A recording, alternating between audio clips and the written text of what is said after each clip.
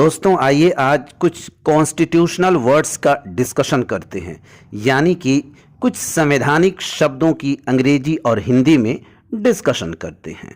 देखिए, खाड़ी के कुछ देशों में अभी भी राजतंत्र चलता है। राजतंत्र को इंग्लिश में मोनार्की कहते हैं।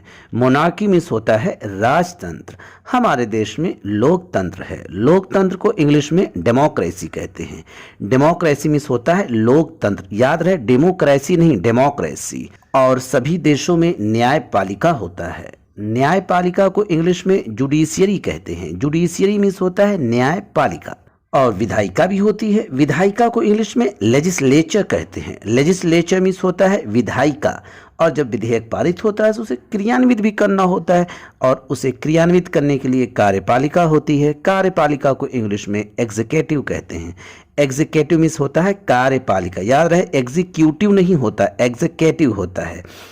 और हमारे देश में कई राज्य संघात्मक हैं। संघात्मक को इंग्लिश में फेडरल कहते हैं। फेडरल मीन्स होता है संघात्मक। और कई राज्य एकात्मक हैं। एकात्मक को इंग्लिश में यूनिटरी कहते हैं। यूनिटरी मीन्स होता है एकात्मक।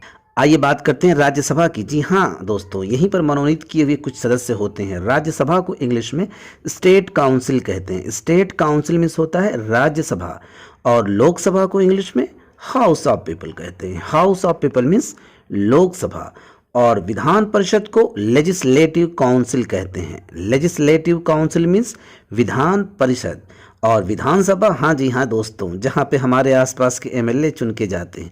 विधानसभा को इंग्लिश में लेजिस्लेटिव असेंबली कहते हैं। लेजिस्लेटिव असेंबली मीन्स विधानसभा। कोई भी देश वहाँ के कानून या विधान से चलता है। कानून या विधान को इंग्लिश में लेजिस्लेशन कहते हैं। हालांकि इसे लॉ भी कहा जा सकता है। चाहे लॉ कहें या लेजिस्लेशन, इसका मतलब कानून और विधान होता है।